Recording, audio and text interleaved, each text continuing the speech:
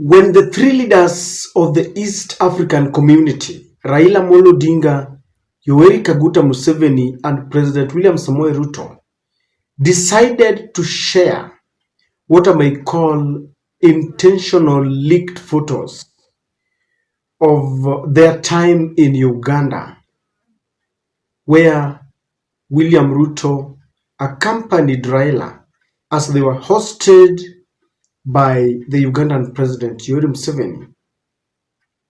They might have not known the impact of the interpretation of the photos that they shared.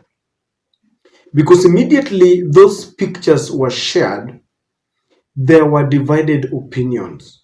Those in Kenya Kwanza were over the moon with joy because they deduced that finally William Ruto has nailed has hit the final nail on the coffin, and they felt that Raila is political. This will be the beginning of Raila's journey into political oblivion. He's been politically annihilated. For the Azimio leaders and supporters, it might be the beginning of a long journey to decide on their political future. And some of them feel that they have been ditched, abandoned, or orphaned. And if you want to know one person who summarized the thoughts, aspirations, and feelings of the Azimio leaders and supporters is the current Saboti Member of Parliament, Caleb Hamisi, a young man, a very close ally of Raila Amolo Odinga, and a staunch supporter. He did some two tweets that summarize what the majority of Raila supporters feel. And I want us to look at this because this might be the beginning of a changed political course in Kenya. Caleb Hamisi is saying this. He was quoting from the Kenny Rogers song, Coward of the Country, and he was saying, "Promise me, son, not to do things I've done." It is not easy for Raila to meet his two long-time political adversaries at a go far away in an animal zoo. Pray for him. For a man, it is not easy, but Kenya must do what needs to be done. He's just wondering how Raila is meeting some of his main two political adversaries and nemesis in a far land like Uganda. And he's saying pray for them. I think he feels that Raila is not safe there because sandwiched between Yoweri Kaguta Museveni, a long-time political nemesis, and William Ruto, another political competitor. He feels Raila is not safe and is saying we should pray for him. Now, this is the one that hit it. He took that picture, Raila, in between William Ruto and Yoweri Museveni. And this is what he said. Finish this verse from the Bible. That Jesus was crucified. And it goes without saying that Jesus was crucified between two thieves. So according to Joe Hamisi, after lamenting that Raila may have not been safe in Uganda, that we pray for him, he says Jesus was crucified between two thieves. According to him, the action and the decision by Raila to go and be accompanied by Ruto to Uganda is the end of his political journey. And I know this is debatable, and many would support Caleb Hamisi, but others would tell you that Raila is a political genius. He's an enigma. He always has a plan B. But those of Kenya Kwanza will tell you it is gone. In the words of Suna East Member of Parliament, Junet Mohammed, hii imeenda. So ladies and gentlemen, I want us to look at what exactly is happening, because this tweet carries quite a lot. We still continue with the Maureen challenge, 100 shillings challenge to help Maureen, a mother of one, this lady who went to look for greener pasture in Lebanon, and she was tortured by her boss with the stitches that you can see there. She found her ways in one of the hospitals, but was rushed back to the country because of some security reasons. And she contacted me to ask the members of this channel and anybody who will be touched by this message to contribute something for her so that she can go back to the hospital. She broke her pelvis, she's got pelvic fracture, and she's also traumatized. Kindly, if you can get anything as long as 50 shillings, so that by Friday we want to hand the money over to her. If it will be enough to take her to the hospital, well and good. If it won't be enough, I'll simply hand over the money to her. Ladies and gentlemen, what do you make of the tweets of Joe Hamisi? Because Joe Hamisi represents many Raila supporters and what they feel. And I want us to move very fast on this. Number one, for Joe Hamisi to lament this way, but you see Raila and William Ruto, there's a kind of a working relationship that they have formed and they have forged. For them to reach this level, they didn't just wake up and decided to work. This must have been a number of meetings, clandestine meetings, and no one has been brought closer to the deal that they have. Just like Raila did it with Uhuru Kenyatta, where they negotiated, and the final day they only went with Junet Mohammed. And they explained that had they explained or allowed their allies to get into this at the early stages, they were full of enmity and bitterness that they would have not allowed the handshake to continue.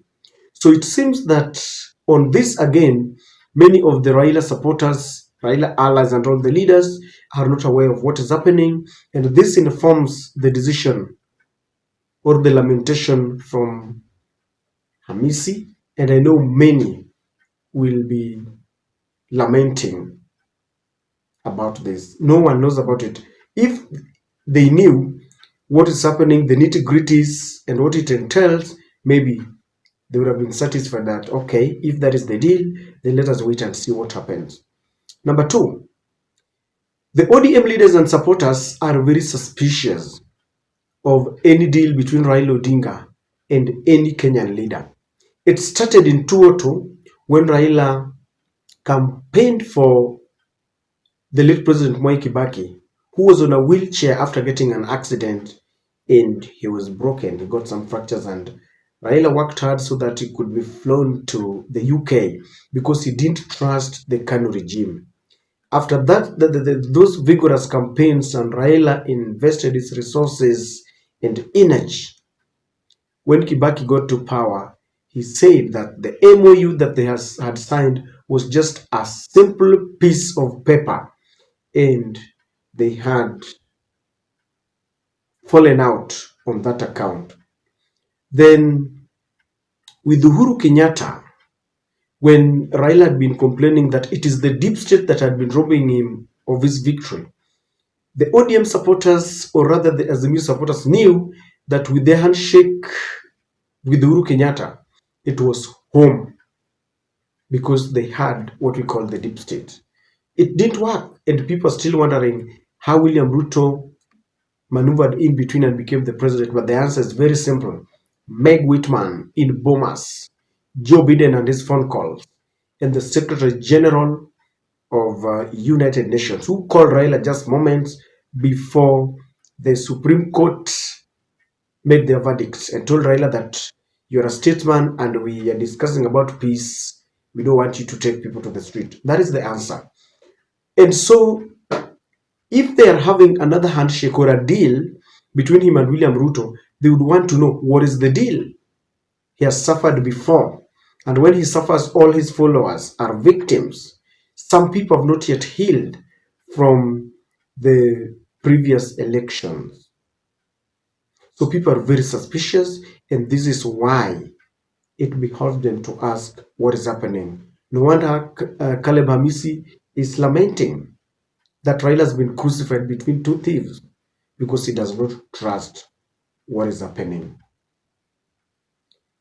Number three, it is very excruciating and very painful to the ODM supporters and leaders that Raila could be exiting local politics sooner than later, because from all signs and symptoms, the indications are that Raila is preparing maybe to exit local politics.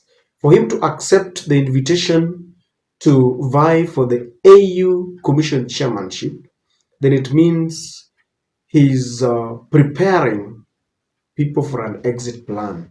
But then there is another argument that Raila might go claim that seat, get closer to the most of these African leaders, get money, create more connections, and then come back in 2026 to give Ruto a run for his money.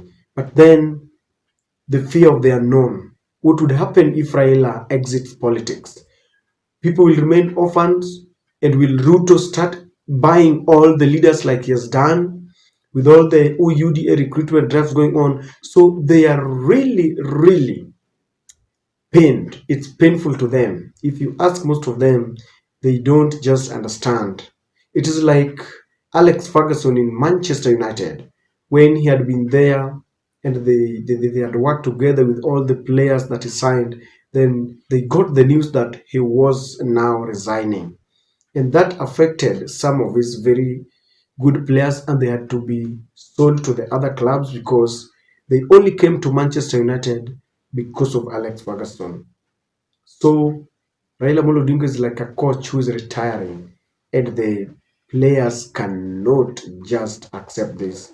It will be a period there will be a period of denial before they accept it.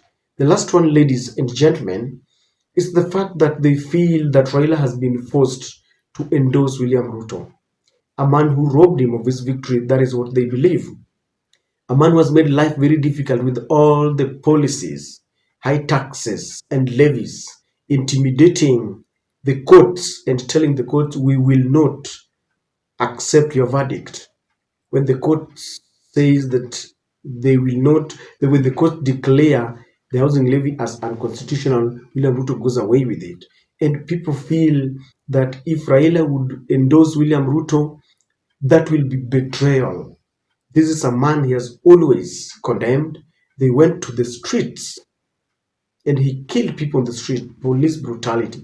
So many understand that maybe because of the influence and the pressure from the West, Joe Biden himself, Raila might have been forced to endorse William Ruto so that he can exit local politics and go for the AU chairmanship, something that many feel we will be left in the hands of an animal crushing people economically and politically, because William Ruto is crafty and already you've seen his moves. So they're very bitter with this. And if you see the comments, many are saying that Raila ametutupa, Raila ametuacha, ametusaliti and all this. But there are very many, there are scanty details about what is happening between Raila. People are only speculating. But from all signs and symptoms, these people have a working relationship. Some experts also feel that Raila has done enough to this country. Age is also catching up with him. He need an exit plan. It is people have got divided opinions on this, depending on the political side you are arguing. I don't know what you think, ladies and gentlemen, but that is my take.